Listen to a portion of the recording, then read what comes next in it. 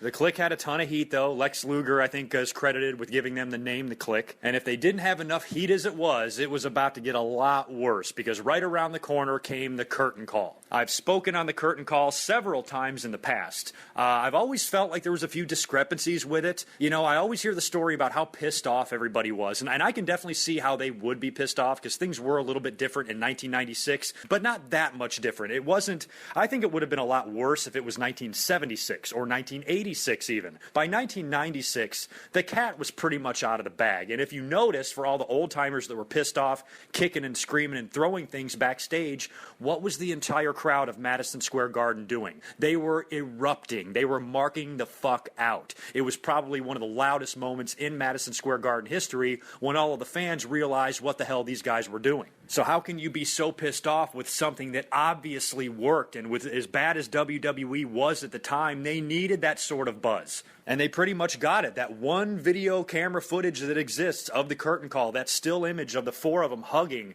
that was on the cover of every magazine during July of 1996 and June of 1996, right after this happened. To me, it was over as shit. WWE should have ran with it. It just wasn't the right time. It was almost like they were a year away from it. But it was still, it really just pissed a lot of people off. Wrestlers, A, they broke kayfabe. They're fucking up the business. C, they don't care about anybody but themselves. They're selfish. They just don't give a fuck. You know, I can see where their anger is coming from completely. Totally, I can see their side. But at the same time, I want them to realize that it was 1996. And I think people were acting as if it was the 70s or 80s. It wasn't. Times were changing. They weren't the way they are now, but things were starting to happen around this time. And I think the WWE and all of the old-timers there, the Pat Pattersons, the Gerald Briscoes, Jim Cornettes, guys like that, you know, I think that they might have overreacted. And yes, although they had a valid argument, you know, to me, it was something that was a good moment for sports entertainment. It was a good moment for wrestling. Those fans fucking loved it. And we all know, as I've mentioned many times in the past, had that curtain call not taken place, because you got to look back at it now and say, thank God that it did, because if the curtain call never happened,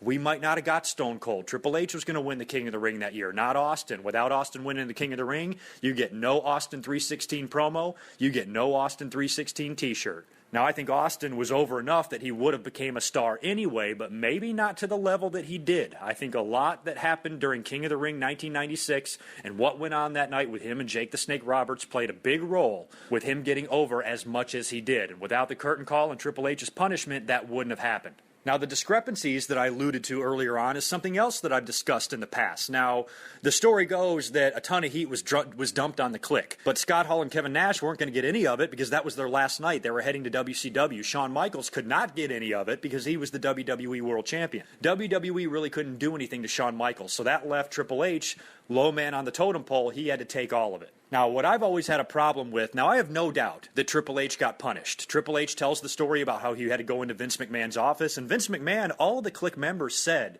that Vince gave the okay to do it. The problem was, I don't think Vince thought it all the way through and realized that it was really going to make him look bad. And he even said that in the meeting. Triple H said, Vince told him, he goes, I know I said it was okay, but now all this shit happened and it's blowing up in my face and, you know, you're going to have to get punished here. But looking back, you know, there's no way Vince McMahon was going to fire Triple H, because imagine if he did. You know what Triple H would do? He would go right down to WCW with Scott Hall and Kevin Nash and cut the most hardcore fucking promos on Vince McMahon you've probably ever heard. It would make the war even that much more heated, and imagine the strength of the NWO adding him to the mix. You know, what if instead of Kevin Nash and Scott Hall invading WCW, what if it was Hall, Nash, and Triple H? So really, Vince had to know that, say, okay, if I fire this guy, all he's going to do is go down to WCW and completely trash me. He's going to weaken my roster, and he's going to strengthen theirs. So there's no way he was going to get released, but he basically said, you're going to have to eat plates and plates of shit, which was a direct quote from Vince McMahon, according to Triple H. What I've never gotten is that really all this pertains to are house shows. Triple H just basically had to lose and job on every show. He was already jobbing to Mark Marrow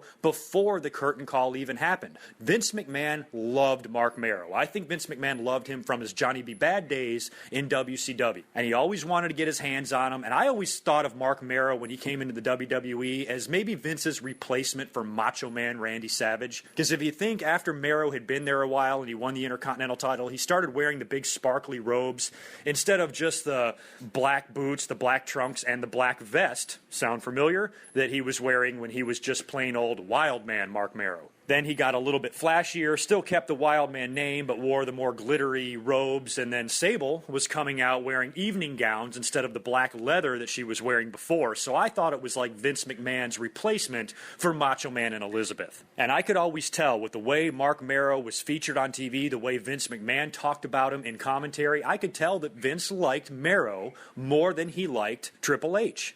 And Marrow had debuted at WrestleMania 12 right after Triple H jobbed in like 10 seconds to the Ultimate Warrior, also before the curtain call.